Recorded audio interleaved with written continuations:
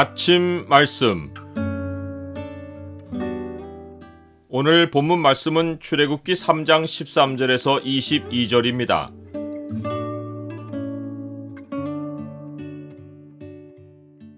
역사는 영원히 기억할 하나님의 이름을 남긴다. 오늘 본문을 약속의 창으로 보면 우리가 영원히 기억할 하나님의 이름이 무엇인지가 보입니다. 약속의 창을 보여주는 구절은 3장 15절입니다.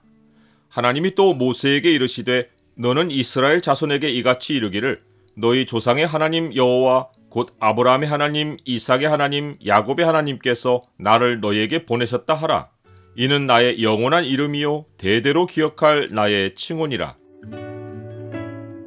하나님이 모세를 만나 이스라엘 백성을 애굽에서 인도하여 내는 사명을 주실 때 그에게 보장해 주신 약속이 내가 반드시 너와 함께 있으리라 라는 것입니다. 하나님은 모세의 사역을 성공으로 이끌 것을 확증해 주려고 증거까지 주십니다. 그것은 어떤 표징이 아니라 사역이 반드시 마무리될 것이라는 약속입니다. 내가 그 백성을 애굽에서 인도하여 낸 후에 너희가 이 산에서 하나님을 섬기리니 이것이 내가 너를 보낸 증거니라. 그러나 모세가 궁금한 것은 사역의 결과가 어떻게 되느냐가 아니라 시작을 어떻게 하느냐입니다. 하나님은 멀리 보는 눈을 열어주시는데 모세는 눈앞의 문제에 걱정이 태산입니다. 당장 이스라엘 백성에게 찾아가서 그들의 조상 하나님이 자기를 그들에게 보내셨다고 하면 그의 이름이 무엇이냐부터 물을 텐데 그러면 무엇이라고 그들에게 말해야 할지를 염려합니다. 이름이란 그 이름을 가진 인격체의 본질과 속성을 대표합니다. 이스라엘 백성이 하나님의 이름을 묻는다는 것은 이런 뉘앙스입니다. 어떤 신이 너를 우리에게 보내서 왔다는 것이냐? 그 신이 도대체 어떤 분이시냐? 모세의 염려에 대한 답으로 하나님은 이름을 알려주십니다. 그런데 명사로 알려주지 않고 자신의 이름이 가지는 속성을 문장으로 설명해 주십니다. 나는 스스로 있는 자이니라. 히브리어로 이 문구는 이다 또는 되다 동사의 미완료형으로 이루어져 있습니다. 문자대로 번역하면 I will be who I will be, 곧 앞으로의 내가 나일 것이다 입니다. 이는 하나님이 자신이 누구인지를 현재에 다 드러내지 않고 차츰차츰 알려주실 것이라는 의미입니다. 사람은 당장 하나님이 누구이신지를 알고 싶어 하는데 하나님은 점진적인 계시를 통해 자신을 알려주실 것을 약속하신 것입니다. 하나님은 이 이름의 속성에 따라 열 재앙과 출애굽 사건을 통해서 자신을 알리셨습니다. 이후 광야 여정과 호렙산의 율법을 통해서 그리고 선지자들을 통해서 끊임없이 자신을 계시하셨습니다. 끝내는 예수 그리스도를 통해서 자신을 드러내셨습니다. 옛적의 선지자들을 통하여 여러 부분과 여러 모양으로 우리 조상들에게 말씀하신 하나님이 이 모든 날 마지막에는 아들을 통하여 우리에게 말씀하셨으니 이 아들을 만유의 상속자로 세우시고 또 그로 말미암아 모든 세계를 지으셨느니라. 하나님이 점진적으로 드러내신 하나님의 이름을 모두 종합해서 한 단어의 이름으로 함축하여 나타내신 것이 여호와입니다. 여호와는 이다 동사의 명사형인데 어떻게 발음하는지는 아무도 모릅니다.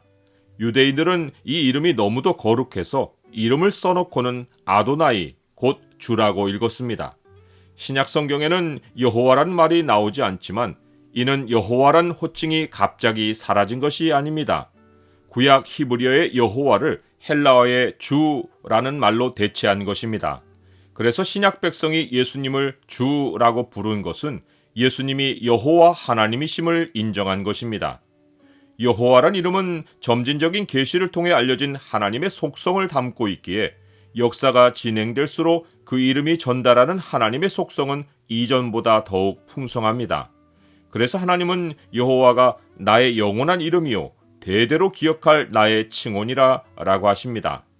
아담이 죄를 짓고 쫓겨난 후 사람들이 처음으로 여호와의 이름을 부른 때부터 천국 시민들이 영원한 하나님 나라에서 할렐루야 주 우리 하나님 곧 전능하시니가 통치하시도다 라고 외치기까지 역사는 영원히 기억할 하나님의 이름을 남기고 영원한 세상으로 이어질 것입니다. 하나님은 여호와라는 이름을 앞세워 앞으로 행하실 일을 모세에게 예고하십니다. 지금의 단계에서 그것은 여러 가지 이적을 통해 강한 손으로 애굽 나라를 칠 것과 애굽 사람으로 이스라엘 백성에게 은혜를 입히게 하여 백성이 재물을 들고 나오는 일입니다. 여호와의 이름은 여기서 멈추지 않을 것이고 새로운 속성으로 계속 알려지실 것입니다. 나는 주 하나님을 아는 일에서 자라가고 있습니까? 하나님을 아는 지식은 성경 지식만으로 되지 않습니다. 하나님은 역사를 통해 살아계심을 나타내며 이로써 성경 말씀을 확증하십니다. 현장에서 하나님의 은혜를 체험하는 것과 하나님을 아는 지식이 자라가는 것은 함께 일어나는 일입니다. 이것이 우리가 여호와 주를 아는 참 표시입니다. 오직 우리 주 곧 구주 예수 그리스도의 은혜와 그를 아는 지식에서 자라가라. 영광이 이제와 영원한 날까지 그에게 있을지어다.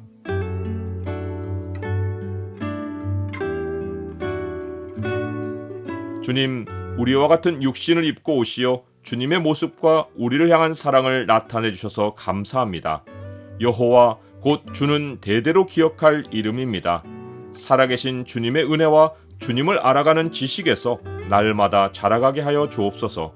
예수 그리스도의 이름으로 기도드립니다. 아멘.